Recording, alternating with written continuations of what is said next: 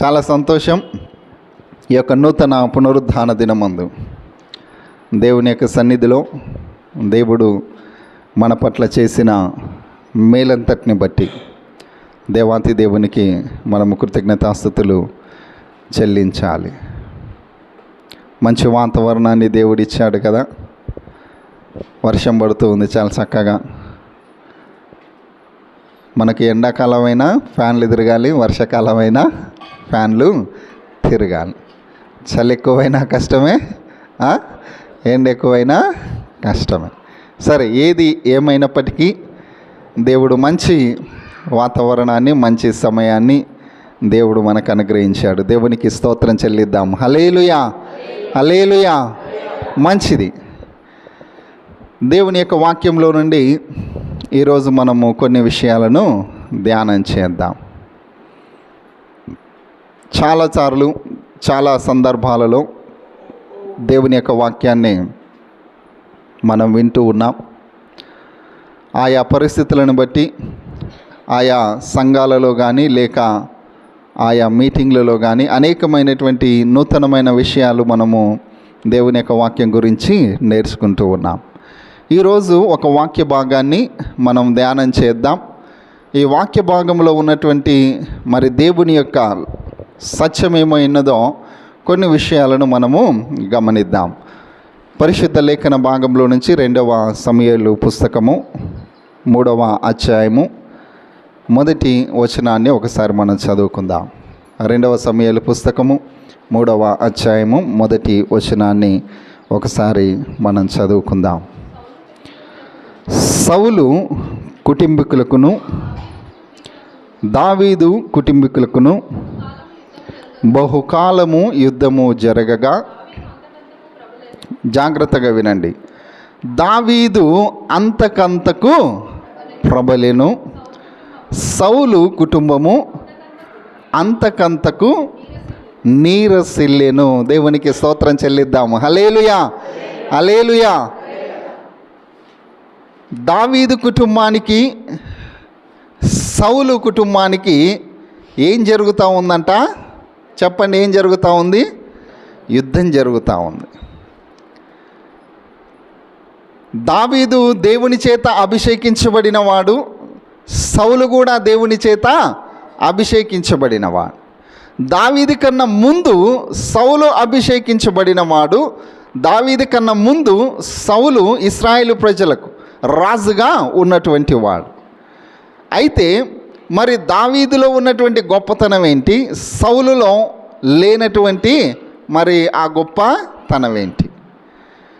దావీదు సౌలు వీరిద్దరూ కూడా దేవుని చేత అభిషేకించబడినటువంటి వారే. దేవునికి స్తోత్రం, హల్లెలూయా.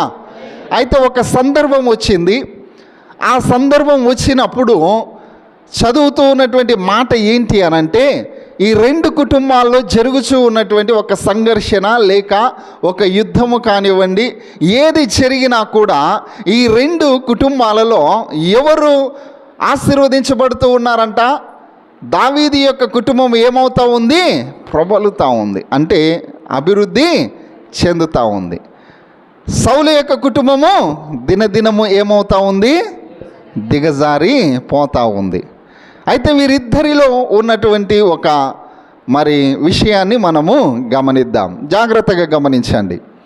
నేను చాలా సందర్భాలలో, అంటే ఈ మధ్యకాలంలో ఎక్కువగా యూట్యూబ్ ఛానల్లో మన యొక్క సంఘంలో చెప్పబడుతూ ఉన్నటువంటి వాక్యం, దేవుని యొక్క వాక్యం ఏదైతే ఉందో ఆ వాక్యాన్ని చాలామంది బయట చూస్తూ ఉన్నారు. కాబట్టి మరి చాలా జాగ్రత్తగా ప్రతి విషయాన్ని కూడా లోతుగా అధ్యయనం చేసి, ఒకవేళ విన్నా కూడా వారికి ఇది సరి అనేటువంటి విషయాన్ని మరి రుడిగా చెప్పాలి అని దీని గురించి ప్రతి వాక్యాన్ని కూడా చాలా ఏమంటారు అనంటే కష్టపడి అంటారు కదా, చాలా ముందుగానే జాగ్రత్తగా ప్రిపేర్ అయ్యి వస్తాం. కానీ ఈ వాక్యాన్ని చాలామంది మరి వింటూ ఉన్నప్పుడు చాలా సంతోషం అనిపిస్తూ ఉంది. దేవునికి స్తోత్రం, హల్లెలూయా. ఈ యొక్క యూట్యూబ్ ద్వారా వింటూ ఉన్నటువంటి మరి ప్రేక్షకులందరికీ కూడా మా యొక్క సియోని ఎంబీ సంఘ పక్షం నుండి వందనాలు చెల్లిస్తూ ఉన్నాము. దేవుడు మిమ్మల్ని అందరినీ కూడా బహుగా దీవించి ఆశీర్వదించును గాక. హల్లెలూయా. మరి చాలా ఆశీర్వదించబడ్డట్లుగా మనం చూస్తూ ఉన్నాం. దావీదు కుటుంబం ఎలాగైతే ఆశీర్వదించబడి దినదినము అభివృద్ధి చెందుతూ అన్ని విషయాలలో ప్రబలుతూ ఉందో, అదే సమయంలో అభిషేకించబడినటువంటి రాజును గురించి కూడా మనం వింటూ ఉన్నాం. వీరిద్దరిని కూడా ఒకే ఒక్క దేవుడైనటువంటి యెహోవా దేవుడు లేక తండ్రిగా పిలువబడుతూ ఉన్నటువంటి దేవుడు ఆశీర్వదించినట్లుగా మనం చూస్తూ ఉన్నాం. తండ్రి, కుమార, పరిశుద్ధాత్మ నామములో ఆశీర్వదించబడ్డటువంటి ఏ కుటుంబమైనా సరే దేవుడు వారిని ఎంతగానో ఆశీర్వదిస్తాడు. దేవునికి స్తోత్రం కలుగును గాక. హల్లెలూయా. అయితే ఈ రెండు కుటుంబాల్లో జరుగుతూ ఉన్నటువంటి మా యుద్ధము ఏదైతే ఉందో, ఒక కుటుంబమేమో దినదినము అభివృద్ధి చెందుతూ ఉంది, ఇంకొక కుటుంబమేమో దినదినము ఏమైపోతూ ఉందండి, నీరసించిపోతూ ఉంది. ఈరోజు దేవుడు మనందరితో మాట్లాడును గాక. హల్లెలూయా, హల్లెలూయా. మనమందరం కూడా ఒకే సంఘములో ఒక కుటుంబంగా ఉన్నాం. వేరు కుటుంబాలలో నుండి వచ్చినా, వేరు ప్రాంతాలలో నుండి వచ్చినా, లేక ఎవరైతే దేవుని యొక్క వాక్యాన్ని వింటూ ఉన్నారో వారందరూ ఎలాగ విన్నా కూడా ఈరోజు ఈ వాక్యాన్ని వింటూ ఉన్నటువంటి సియోని ఎంబీ పక్షంగా దేవుడు మనతో మాట్లాడుతూ ఉన్న మాట ఏంటి అనంటే, ఎక్కడెక్కడి నుంచో వచ్చినా, ఎలా వచ్చినా కూడా దేవుడు మనల్ని అందరినీ ఒక కుటుంబంగా చేశాడు. దేవునికి స్తోత్రం. హల్లెలూయా, హల్లెలూయా. అయితే ఈ కుటుంబము ఆశీర్వదించబడాలి అనంటే, ఈ కుటుంబము దీవించబడాలి అనంటే, ఈ కుటుంబానికి దేవుడు వాక్యంతో కూడుకున్నటువంటి కొన్ని షరతులు పెట్టాడు. దేవునికి స్తోత్రం. హల్లెలూయా. నువ్వు దీవించబడాలన్నా, నువ్వు ఆశీర్వదించబడాలన్నా దేవుని యొక్క వాక్యాన్ని నువ్వు జాగ్రత్తగా విని, జాగ్రత్తగా పరిశీలన చేసి ఆ వాక్యానుసారంగా నువ్వు నడుచుకుంటే దేవుడు నిన్ను ఆశీర్వదిస్తాడు. క్రీస్తునందు ప్రియమైనటువంటి వారలారా, జాగ్రత్తగా గమనించండి. ఇప్పుడు విభజించి మాట్లాడతాను.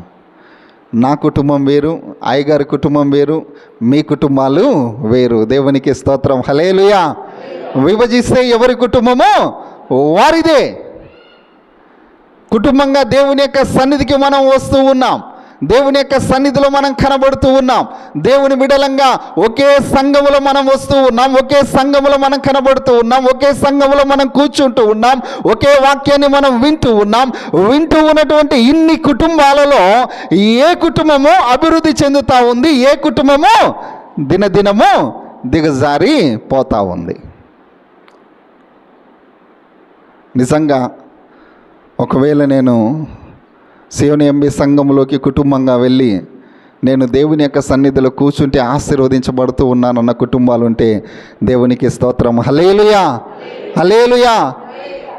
నేను అదే సంఘానికి వెళ్తూ ఉన్నాను కుటుంబంగా, కానీ నేను ఉన్న స్థితిలోనే ఇంకా రోజు దిగజారిపోతూ ఉన్నానని నువ్వు అనుకుంటే నీలో దేవుని యొక్క వాక్యము నివసించట్లేదు అనేటువంటి విషయాన్ని నువ్వు జాగ్రత్తగా గమనించాలి.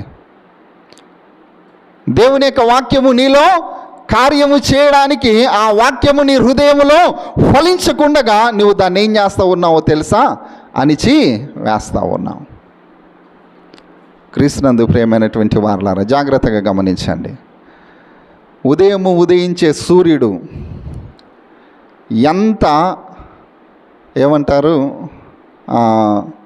ఎంత స్పీడ్గా, ఎంత ఫోకస్గా కదా, ఎంత శక్తివంతంగా ఉదయిస్తాడు. దేవునికి స్తోత్రం. హల్లెలూయా. ఇప్పుడంటే వర్షాకాలం మనం సూర్యుని చూడట్లేదు అనుకోండి, రేపు వర్షం లేదనుకోండి, సూర్యుడు ఎలా వస్తాడు, ప్రకాశవంతమానంగా వస్తాడు ఒక్కసారిగా. అలా వచ్చిన సూర్యుడు సాయంత్రానికి ఏమైపోతాడు చెప్పండి, డల్ అయిపోతాడు. అర్థమైంది కదా అమ్మ, అర్థమైందా? ఉదయం పూట వచ్చినటువంటి సూర్యుడి కిరణాలు ఏవైతే ఉన్నాయో, శక్తివంతంగా వచ్చినటువంటి ఆ సూర్యకిరణాలు అలా సమయం పెరుగుతూ ఉన్న కొలది 10 గంటలు, 11, 12, 1, 2, 3 అని అనుకోండి, శక్తివంతంగా ఉన్నటువంటి సూర్యుడు 4, 5, 6, 7 అయ్యేసరికి ఏమైపోతాడు, తన యొక్క చెప్పండి ఏమవుతాడు,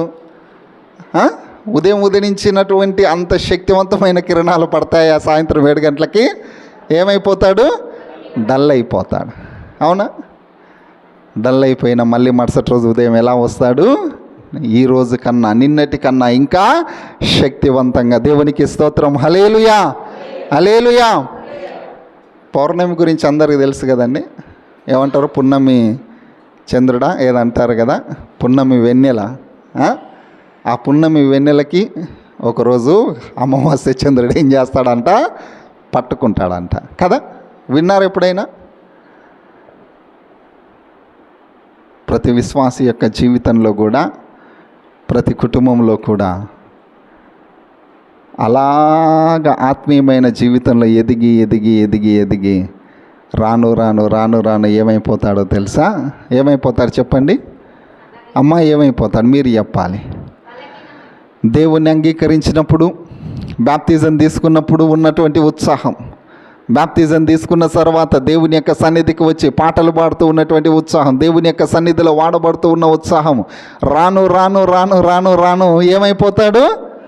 ఏమైపోతాడు చెప్పండి? ఏమండి, ఒక ఆటగాడు ఆట ఆడడానికి ప్రాక్టీస్ మొదలు పెట్టాడు అనుకోండి. ఆడుతూ ఉన్నప్పుడు ప్రాక్టీస్ ఎక్కువైపోయి ఏమవ్వాలి? ఇంకా పర్ఫెక్ట్గా ఆడాలి. అవునా? ఒక విశ్వాసి యొక్క జీవితంలో దేవుని బిడ్డలుగా మార్చబడిన తర్వాత, దేవుని యొక్క సన్నిధికి వస్తూ, దేవుని యొక్క వాక్యాన్ని వింటూ, దేవుని స్తుతిస్తూ, దేవుని ఆరాధిస్తూ, దేవునితోనే సమయం గడుపుతూ, మొదట ఉన్నటువంటి ఉత్సాహము, మొదట ఉన్నటువంటి ఆసక్తి, మొదట ఉన్నటువంటి ఆ ఇంట్రెస్ట్ ఏదైతే ఉందో, దేవుని సన్నిధికి వెళ్ళాలి, దేవుని సన్నిధిలో కనబడాలి, ఈ వారం నేను అందరికన్నా ముందు ఉండాలి, ఈ వారం నేను పాటలు పాడాలి అనుకున్నటువంటి విశ్వాసి రాను రాను రాను రాను ఏమైపోతూ ఉన్నాడు చెప్పండి? ఏమైపోతా ఉన్నాడు? దిగజారి పోతా ఉన్నాడు. ఒక కుటుంబం అలా ఉంది. రెండో కుటుంబం ఎలా ఉందో తెలుసా? దేవుని సన్నిధి అని అంటే నేను ఖచ్చితంగా వెళ్ళాలి. దేవునికి స్తోత్రం. హల్లెలూయా, హల్లెలూయా. క్రీస్తునందు ప్రియమైనటువంటి వారలారా గమనించండి.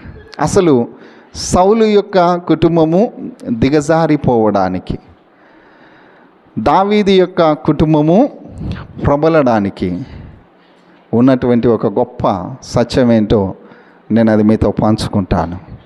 దావీదు యొక్క జీవితంలో తాను ఏ స్థితిలో ఉన్నా, ఎక్కడ ఉన్నా కూడా, ఎలాంటి పరిస్థితుల్లో ఉన్నా కూడా, ఆయన రాజుగా ఉన్నప్పుడు తప్పు చేస్తే ప్రవక్త వచ్చి నువ్వు చేసింది ఇది తప్పు అని అన్నప్పుడు ఆ సింహాసనం విడిచిపెట్టి దేవుని యొక్క సన్నిధిలోనికి వెళ్ళి ఏం చేశాడో తెలుసా? తన పాపమును ఒప్పుకున్నాడు. దావీదు ఆశీర్వదించబడడానికి, దావీదు దీవించబడడానికి, దావీదు యొక్క జీవితంలో తాను అభివృద్ధి చెందడానికి దావీదు నేర్చుకున్నటువంటి మొదటి విషయం ఏంటో తెలుసా? ఎలాంటి పరిస్థితుల్లోనైనా సరే, ఏ స్థితిలోనైనా సరే, మొట్టమొదట కీర్తనకారుడు అంటూ ఉన్నాడు. 51వ కీర్తన చదవండి ఒకసారి, చూద్దాం ఏమంటూ ఉన్నాడు. 11వ వచనాన్ని త్వరగా చదవండి. 51వ కీర్తన 11వ వచనం. నీ సన్నిధిలో నుండి నన్ను త్రోసివేయకుము, నీ పరిశుద్ధాత్మను నా యొద్ద నుండి తీసివేయకుము. ఎంత గొప్ప ప్రార్థన అండి! ఎంత గొప్ప పశ్చాత్తాపం! దావీదు యొక్క జీవితంలో ఆయన ప్రార్థన చేస్తూ ఉన్నాడు. అయ్యా, నేను పాపం చేశాను, నీకు వ్యతిరేకంగా నేను పాపం చేశాను. అయితే నీవు నాతో మాట్లాడకుండా ఉండమాక. నేను నీకు వ్యతిరేకంగా పాపం చేశాను, నువ్వు నాతో మౌనంగా ఉండమాక. నువ్వు నాతో మాట్లాడు. నీ సన్నిధి నా యొద్ద నుండి తీసివేయాకు, నీ పరిశుద్ధతను నా యొద్ద నుండి తీసివేయాకు. ఈరోజు ఏ విశ్వాసి అయితే దేవుని సన్నిధి కొరకు, దేవుని సన్నిధిలో కనబడాలని ఆశపడతాడో అలాంటి వారితో దేవుడు మాట్లాడతాడు, అలాంటి వారిని దేవుడు ఆశీర్వదిస్తాడు. దేవునికి స్తోత్రం. హల్లెలూయా. దేవుని సన్నిధి అని అంటే, అయ్యో ఇది ఆదివారమే కదా, మన ఇష్టానుసారంగా మనం ఉందాం, మన బ్రతుకు మనం బ్రతుకుదాం, వీలైనప్పుడు వెళ్దాం, అవకాశం ఉన్నప్పుడు వెళ్దాం, పోతే పోతుందిలే అని అనుకునేటువంటి కుటుంబాలు కానీ, విశ్వాసి కానీ ఎవరైనా ఉన్నారా? ఒకవేళ అలాంటి పరిస్థితుల్లో ఉంటే సౌలు కుటుంబం వలె దినదినం ఏమైపోతారో తెలుసా? దిగజారి పోతారు. క్రీస్తునందు ప్రియమైనటువంటి వారులారా, దావీదులో ఉన్న ఒక గొప్పతనం ఏంటో తెలుసా? ఏ స్థితిలో ఉన్నా, ఎక్కడ ఉన్నా, ఎలా ఉన్నా మొట్టమొదట దేవుని సన్నిధిలోనికి వచ్చేవాడు. దేవునికి స్తోత్రం, హల్లెలూయా. దేవుని సన్నిధిలోనికి వచ్చి మోకరించి కన్నీరు కార్చి దేవుని యొక్క సన్నిధిలో గోచాడేవాడు. అయ్యా, నువ్వు నాతో మాట్లాడు, నువ్వు మాట్లాడితే చాలు నాయన. నా స్థితిని నువ్వు మార్చగలిగే దేవుడు, నా పరిస్థితిని నువ్వు మార్చగలిగే దేవుడు. ఈరోజు మన అందరి జీవితాల్లో మన స్థితి మారాలన్నా, మన గతి మారాలన్నా మనం సంపాదించే దానిలో మారదు, మనం వెతుక్కునే దానిలో మారదు. ఏది మారాలన్నా మార్చగలిగే దేవుడు దేవుని యొక్క సన్నిధిలో మాత్రమే. దేవునికి స్తోత్రం, హల్లెలూయా, హల్లెలూయా. ఆ సన్నిధిని విడిచిపెట్టి మనం ఏం చేస్తూ ఉన్నామో తెలుసా? ఎక్కడెక్కడో మనం తిరుగుతూ ఉంటాం. దేవుని సన్నిధి చాలా విలువైనది. దేవుని సన్నిధిని విడిచిపెట్టినటువంటి యోనా ఎక్కడికి వెళ్తా ఉన్నాడో తెలుసా? దేవుడు మాట్లాడాడు, యోనా నీవు నినివే పట్టణానికి వెళ్ళి, అమ్మా ఏం చేయమన్నాడు దేవుడు చెప్పండి? ప్రకటించు. యోనాతో దేవుడు నేరుగా మాట్లాడుతూ ఉన్నాడు. వెళ్ళి యోనా. దేవుని సన్నిధిని విడిచిపెట్టేవారు ఎవరో తెలుసా? యోనా యొక్క గ్రంథాన్ని మీరు జాగ్రత్తగా చదవండి. యోనా పుస్తకాన్ని ఇంటికి వెళ్ళిన తర్వాత దేవుని సన్నిధిని విడిచిపెట్టేవారు ఎవరు అనంటే, ఎవరైతే, ఈ మాట జాగ్రత్తగా అండర్లైన్ చేసుకోవాలి, దేవుని సన్నిధిని విడిచిపెట్టేవారు ఎవరు అనంటే, యోనా మనకు ఒక మంచి ఎగ్జాంపుల్. నినివే పట్టణస్థులు పాపములో ఉన్నారు. వాళ్ళు నినివే పట్టణస్థులకు దేవుని యొక్క వాక్యము ప్రకటించబడాలి అని దేవుడు యోనాను సిద్ధపరిచి, యోనా నువ్వు వెళ్ళు నినివే పట్టణానికి, నీవు వెళ్ళి వారికి సువార్తను ప్రకటించు. సువార్తను ప్రకటిస్తే ఏమొస్తుంది? వారికి రక్షణ వస్తుంది. రక్షణ వస్తే వారికి ఏం కలుగుతుంది? నిత్య జీవం కలుగుతుంది. జాగ్రత్తగా వినండి. యోనా వెళ్ళి నినివే పట్టణంలో సువార్త ప్రకటిస్తే వారందరూ మారు మనసు పొందుతారు, వారందరూ రక్షణను పొందుకుంటారు. దేవునికి స్తోత్రం కలుగును గాక, హల్లెలూయా. కానీ యోనా ఏం చేశాడో తెలుసా? యోనా యొక్క లక్షణం ఏంటో తెలుసా? వాళ్ళు బాగుపడడం యోనాకు ఇష్టం లేదు, వాళ్ళు రక్షణ పొందుకోవడం యోనాకు ఇష్టం లేదు, వాళ్ళు నిత్య జీవం పొందుకోవడానికి యోనాకు ఇష్టం లేదు. అందుకే యోనా ఏం చేస్తూ ఉన్నాడు? దేవుని యొక్క సన్నిధిని విడిచిపెట్టి ఎక్కడికి వెళ్తా ఉన్నాడు?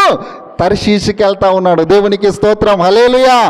నువ్వు ఎక్కడికి వెళ్ళినా, ఏ స్థితిలో ఉన్నా, ఎక్కడ ఉన్నా కూడా మన దేవుడు మనల్ని విడిచిపెట్టేవాడు కాదండి. ఆయన క్రీస్తునందు ప్రియమైనటువంటి వారలారా, యోనా దేవుని యొక్క సన్నిధిని విడిచి దేవుడు చూపించిన దేశానికి వెళ్ళకుండా, ప్రాంతానికి వెళ్ళకుండా, దేవుని బిడ్డలైనటువంటి వారికి సువార్త ప్రకటించకుండా, వారు బాగుపడతారేమో, వారు రక్షణ పొందుకుంటారేమో, వారెందుకు రక్షణ పొందుకోవాలి, వారెందుకు బాగుపడాలి అని ఒక ఆలోచన కలిగి ఎక్కడికి వెళ్ళాడు? తర్షీషుకు వెళ్ళాడు. దేవుని సన్నిధిని విడిచి తిరిగేవారు ఎలాంటి వారో తెలుసా అండి? ఇతరుల యొక్క క్షేమాన్ని పట్టించుకోనటువంటి వారు. ఎవరు ఏమైపోతే మనకే, ఎవరు ఎలా ఉంటే మనకే కదా. దేవుని సన్నిధి మనకేం నేర్పిస్తూ ఉంది అనంటే, దేవుని యొక్క సన్నిధిలో మనం ఏమైతే పొందుకున్నామో అది ఇతరులతో మనం ఏం చేయాలి? పంచుకోవాలి. దేవునికి స్తోత్రం, హల్లెలూయా, హల్లెలూయా. దావీదు యొక్క జీవితంలో ఏది జరిగినా కూడా మొట్టమొదట వెళ్ళి దేవుని యొక్క సన్నిధిలో మోకరించి దేవునితో సహవాసం చేసేవాడు. దేవునికి స్తోత్రం, హల్లెలూయా. దావీదు అనుకునేవాడు కదా, రాజ్యసింహాసనంగా రాజనగరంలో ఉన్నప్పుడు దావీదు ఆలోచన ఏంటో తెలుసా? అయ్యా, ఎక్కడో గొర్రెలు కాసుకునేటువంటి నన్ను తీసుకొని వచ్చి ఈ రాజనగరంలో రాజ్యసింహాసనం మీద కూర్చునబెట్టావు. ఎన్నిక లేనటువంటి నన్ను నీవెన్నుకొని రాజుగా నువ్వు నన్ను అభిషేకించావు. నా నగరమేమో మహాపట్టణంగా ఉంది, నీ మందిరమేమో ఎలా ఉంది? గుడారంగా ఉందయ్యా. నీ కొరకు నేను ఒక మహా మందిరాన్ని కడతాను. అది దావీదు ఆలోచన, అది దావీదు ఉద్దేశం. దేవుని యొక్క సన్నిధి కొరకు దావీదు యొక్క తపన. నా ఇల్లు అయితే, నా రాజ్యనగరం అయితే ఇంత బాగుంది, కానీ నీ సన్నిధి మాత్రం ఎలా ఉంది? గుడారాలతో ఉందయ్యా. ఆ కాలంలో ఉన్న గుడారాలే దేవుని సన్నిధి. ఆ సన్నిధిలోనికి వెళ్ళి రాజనగరములో నుంచి రాజ సింహాసనాన్ని విడిచిపెట్టి గుడారంలోనికి వెళ్ళి మోకరించి దేవునితో సహవాసం చేశాడు. దేవునికి స్తోత్రం. హల్లెలూయా, హల్లెలూయా. ఈరోజు దేవుని మందిరాలు ఎలా ఉన్నాయండి కదా? ఎలా ఉన్నాయి చెప్పండి? మన ఇండ్లు కూడా లేవు, కానీ దేవుడు అంత మంచి మందిరాన్ని ఇచ్చాడు. దేవునికి స్తోత్రం. హల్లెలూయా. అంత మంచి దేవుని సన్నిధిని మనం విడిచిపెట్టి ఎక్కడెక్కడో మనం తిరుగుతామనంటే మన విషయం దేవుడు ఎంత బాధపడవచ్చు. అవునా కాదా? క్రీస్తునందు ప్రియమైనటువంటి వారలారా, దేవుని యొక్క సన్నిధి, దేవుని యొక్క సన్నిధిలో మనం కనబడితే దేవుడు మనతో సహవాసం చేస్తాడు. దేవునికి స్తోత్రం. హల్లెలూయా. దావీదు దీవించబడడానికి కారణం ఏంటో తెలుసా? దేవుని సన్నిధిలోనికి వచ్చి దేవునితో సహవాసము చేయడమే. సౌలు కూడా అభిషేకించబడిన వాడే. సౌలు కూడా అభిషేకించబడిన వాడే. కానీ సౌలు పాపం చేసినప్పుడు, ఈ మాట జాగ్రత్తగా వినండి, సౌలు పాపం చేసినప్పుడు దేవుని సన్నిధికి రాక దేవుడు సౌలుతో మాట్లాడడం మానేసిన తర్వాత సౌలు ఏం చేశాడో తెలుసా? ఎక్కడెక్కడికో వెళ్ళాడు. చిల్లంగితనం గల వారి దగ్గరికి, సోది చెప్పే వాళ్ళ దగ్గరికి. దేవుడు సౌలుని అడిగాడు, ఏం సౌలా, నేను నీకేం చెప్పాను? నువ్వు ఏది కూడా తీసుకొని రావద్దని చెప్పాను కదా, నువ్వేం చేశావు అని అంటే సౌలు ఏం చేశాడు? దేవునికే ఎదురు సమాధానము చెప్పాడు. నా కొరకు కాదయ్యా తెచ్చుకునింది, నేను తెచ్చింది నీ కొరకే. నేను అడిగానా నిన్ను? అర్థమైంది కదా దావీదులో ఉన్నటువంటి గొప్పతనము, సౌలులో ఉన్నటువంటి నిర్లక్ష్యతనం ఎలా ఉందో. సౌలుతో దేవుడు మాట్లాడడం మానేసిన తర్వాత సౌలు ఏం చేస్తూ ఉన్నాడు? వీళ్ళ దగ్గరికి వెళ్తూ ఉన్నాడు. నా గురించి దేవుడు ఏమంటా ఉన్నాడు కొంచెం మీరు తెలుసుకోండి. నా భవిష్యత్తు ఏంటి? నేను ఇంతకు రాజుగా ఉంటానా? నా పరిస్థితి ఏంటి? జాగ్రత్తగా వినండి. విశ్వాసులైనటువంటి మనం దేవుని సన్నిధిలో కనబడుతూ ఉన్నప్పుడు మనకన్నా కూడా, ఈ మాట బాగా అండర్లైన్ చేసుకోవాలి, మనకన్నా కూడా మనతో ఉన్నవాళ్ళు కానివ్వండి, మన ఉన్న పరిసర వాళ్ళ ప్రాంతాల్లో కానివ్వండి, దేవుని సన్నిధికి వస్తూ ఉన్నటువంటి మనం ఇలాగే ఉన్నాము, మనకేం అభివృద్ధి లేదు, దేవునికి దేశం భాగాలు ఇస్తూ ఉన్నాం, దేవునికి కానుకలు ఇస్తూ ఉన్నాం, మనకేమి డెవలప్మెంట్ లేదు, మన పరిస్థితి ఎందుకు ఇలా అవుతాం? అవతలోళ్ళు చర్చికే రారు, కానుకలు ఇయ్యరు, దేశం భాగాలు ఇయ్యరు, కానీ దేవుడు వారిని ఆశీర్వదిస్తూ ఉన్నాడు. మనకు వాళ్ళకున్న తేడా ఏంటో తెలుసా? ఆసావు రాజు పరిస్థితి ఇదే, ఇలాగే ఆలోచించాడు. అయ్యా, నేనేమో నిన్ను నమ్ముకొని నీ కొరకు నేను జీవిస్తూ ఉన్నా, నా పరిస్థితి ఏమో ఇలా ఉంది, కానీ వాళ్ళేమో అలా ఉన్నారు, ఏంటిది అని అన్నప్పుడు దేవుడు వారి యొక్క అంతాన్ని చూపించిన తర్వాత ఆసావు రాజు అన్నాడు, అయ్యా ఇక నీ ఉంటే నాకు చాలా, ఇక నాకు ఏది అక్కర్లేదు. అందుకే జ్ఞాని అయినటువంటి సొలొమోను సామెతల పుస్తకాన్ని రాస్తూ ఉన్నప్పుడు ఒక మాట అంటాడు. చూడండి ఒకసారి 28వ సామెతల పుస్తకం చదవండి. ఒకసారి 28వ అధ్యాయం ఒకసారి చూద్దాం. 28వ అధ్యాయం 12వ వచనాన్ని ఒకసారి తీయండి. 12వ వచనం. అమ్మా,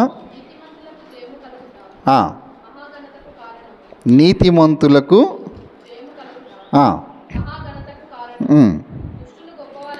ఈ మాట వినండి, దుష్టులు గొప్పవారైనప్పుడు జనులు దాగి ఉందరు. ఎవరంట? ఇంకొక మాట కూడా ఉంటుంది, 28 అనుకుంటా. 28 చదవండి ఒకసారి. 20 దుష్టుడు గొప్పవారగునప్పుడు. ఈ మాటను నేను చాలా జాగ్రత్తగా అప్పుడప్పుడు పరిశీలన చేస్తా. ఎందుకంటే నేను కూడా ఒక్కొక్కసారి నన్ను నేను పరీక్షించుకుంటా. అయ్యా 27 సంవత్సరాలు 1996 నుంచి ఈ రోజు వరకు నేను పరిచర్యలో ఉన్నాను. నాతో ఉన్నటువంటి వాళ్ళు, అంటే నాతో పాటు ట్రైనింగ్ చేసి నాతో పాటు ఉన్నటువంటి వాళ్ళు ఎదిగిపోయారు. మరి నేనెందుకు ఇలా ఉన్నాను అని నేను చాలాసార్లు నేను పరిశీలన చేసుకుంటాను. కొన్ని విషయాలు నాకు సమాధానం దొరికాయి. దేవుడే గనక నన్ను ఆశీర్వదిస్తే నేను ఎవ్వరికి కూడా దొరకనన్న సంగతి ఆయనకు తెలుసు. ఎందుకంటే నా మనస్తత్వానికి, నేను చేసేదానికి నాకు సమాధానం దొరికింది. ఎందుకు వాళ్ళకి ఇలా నువ్వు అడగకపోయినా ఇస్తూ ఉన్నావు, నాకు మాత్రం ఎందుకు ఇలాగా అని నేను చాలాసార్లు పరిశీలన చేసుకున్నాను. మన జీవితంలో కూడా మనం కొన్ని విషయాలు గమనించాలి, అర్థం చేసుకోవాలి. అయ్యా, నేను దేవుని సన్నిధికి వస్తూ ఉన్నా, దేవుని సన్నిధి కనబడతా ఉన్నా, నేను క్రమం తప్పకుండా నీ సన్నిధికి వస్తూ నేను ఎంత నమ్మకంగా నేను నీతో ఉంటా ఉన్నాను, ఎంత నమ్మకంగా నువ్వు ఇచ్చిన దానిలో నేను నీకు ఇస్తూ ఉన్నాను, ఎంత నమ్మకమైన సాక్షిగా నీ కొరకు నేను జీవిస్తూ ఉన్నాను. మరి నేనెందుకు ఇలాగా, మరి వాళ్ళెందుకు ఇలాగా అని ఒక్కసారి మనం పరిశీలన చేసుకుంటే దేవుడు మనకు వాక్యం ద్వారా కొన్ని ఏం చేస్తాడో తెలుసా, మన సమస్యకు పరిష్కారాన్ని అందిస్తాడు. దేవునికి స్తోత్రం. హల్లెలూయా, హల్లెలూయా. మన పక్కవారు ఎవరన్నా కానీ ఎదుగుతూ ఉన్నప్పుడు, సౌలు ఆ స్థితిలో ఉన్నా కూడా సౌలు లోకానుసారంగా ఏం చేస్తూ ఉన్నాడో తెలుసా, ఎదుగుతూనే ఉన్నాడు. దేవునితో సహవాసం లేకపోయినప్పటికీ, సౌలుతో దేవుడు మాట్లాడకపోయినప్పటికీ, సౌలు ఎక్కడికి వెళ్ళి తన యొక్క భవిష్యత్తు గురించి తెలుసుకుంటూ ఉన్నప్పటికీ, ఈరోజు చాలామంది దేవుని సన్నిధిని, దేవుని సంఘాన్ని విడిచిపెట్టి దేని కొరకు ప్రయాసపడతా ఉన్నారో తెలుసా, లోక సంపాదన కొరకు ప్రయాసపడతా ఉన్నారు. దేవుని బిడ్డలే, మంచి విశ్వాసులే, కానీ దేవుని సన్నిధికి రారు. సంపాదించాలి. ఇహలోక సంబంధమైనటువంటిది నువ్వు ఎంత ప్రయాసపడినా కూడా అది ఒకరోజు నీ కళ్ళ ముందు ఏమవుతుందో తెలుసా, కరిగిపోతూ ఉంది. అది నీకు అక్కరకు రాదు. దేవుని సన్నిధిని విడిచిపెట్టి నువ్వు సంపాదించాలనే ఆశ కలిగిపోయావా, అది నీకు ఏ రోజు కూడా అక్కరకు రాదు. ఈ మాట జాగ్రత్తగా గుర్తుపెట్టుకోవాలి. మొట్టమొదట మనం ఇయ్యాల్సిన ప్రాధాన్యత ఏంటో తెలుసా, దేవుని సన్నిధికి మనము రావడము. దేవునికి స్తోత్రం. హల్లెలూయా, హల్లెలూయా. ఆదిలో జరిగిన ఒక సంఘటన చెప్పన. ఆదిలో మనకు మొట్టమొదట మనుషులుగా గుర్తుకొచ్చేది ఎవరు చెప్పండి? ఆదాం ఎక్కడుండేవాడు? ఏదేను తోటలో. ఏదేను తోట దేనికి సాదృశ్యము? దేవుని సన్నిధికి సాదృశ్యం. ఆదామును దేవుడు ఏం చేశాడు? ఏదేను తోట నుండి బయటికి వెళ్ళగొట్టాడు. ఏదేను తోటలో నుండి బయటికి వెళ్ళగొట్టాడు, కానీ ఏదేను తోటలోనికి రాకుండా ఆయన ఏం చేశాడు? ఒక కంచెను పెట్టాడు. జాగ్రత్తగా వినండి. ఆదాము కళ్ళ ముందు చూస్తూ ఉన్నాడు దేవుని యొక్క సన్నిధిని. ఏ తోటలో అయితే దేవునితో మాట్లాడేవాడో, ఏ తోటలో దేవునితో సహవాసం చేసేవాడో, ఏ తోటలో అయితే ఆనందంగా సంతోషంగా ఉండేవాడో ఆ తోటని కళ్ళారా చూస్తూ ఉన్నాడు ప్రతిరోజు. కానీ తోటలోనికి మాత్రం వెళ్ళడానికి వీలు లేదు. తోటలో నుంచి ఆదాము ఇద్దరు బయటకు వచ్చిన తర్వాత వాళ్ళ కలిగిన మొట్టమొదటి సంతానం ఏంటో తెలుసా? హేబేలు, కయ్యోను. ఏమండి, కళ్ళెదురుగా చర్చి ఉంది అనుకుందాం. అందరు మాట్లాడుకోరా అదేంటమ్మా అని అంటే అడుగుతారా? అడగరా? ఎవరన్నా అడిగారు అనుకోండి, అదేంటండి, అది చర్చ్ అండి అది. అవునా? ఆనాటి పరిస్థితులు ఒకసారి ఊహిద్దాం. అంటే మన సొంత ఏమంటారు ఆలోచన. ఏదేను తోట కళ్ళ ముందలే ఉంది. ఆదాము వాళ్ళకి 2 పిల్లలు ఉన్నారు. పిల్లలకి చెప్పుండారా వీళ్ళు, ఆ తోటలో ఉండే వాళ్ళం మేము, ఆ తోటలో నుంచి దేవుడు మమ్మల్ని బయటికి గెంటేశాడు. అది దేవుని సన్నిధి, అక్కడ దేవుడు మాతో మాట్లాడేవాడు, దేవునితో మేము సహవాసం చేసుకునే వాళ్ళం. కానీ ఇప్పుడు ఏమయ్యాము? ఆ తోటలో నుండి బయటికి వచ్చాము అని 2 కుమారులకు, హేబేలు, కయ్యోనుకు ఆదాము అవ్వలు ఆ దినము వివరించుంటారు. ఆదిలో జరిగిన మొదటి సంఘటన ఇంకోటి ఏందో తెలుసా? ఆదిలో జరిగిన మొట్టమొదటి మర్డర్ కూడా అదే. దేవునికి స్తోత్రం, హల్లెలూయా. అప్పటి వరకు ఏ నరుడు కూడా చంపబడలేదు. మరణించిన మొట్టమొదటి వ్యక్తి ఏబేలు, చంపిన మొట్టమొదటి హంతకుడు కయ్యోను. పాపం కయ్యోను కూడా తెలియదేమో కొడితే చచ్చిపోతాడు అని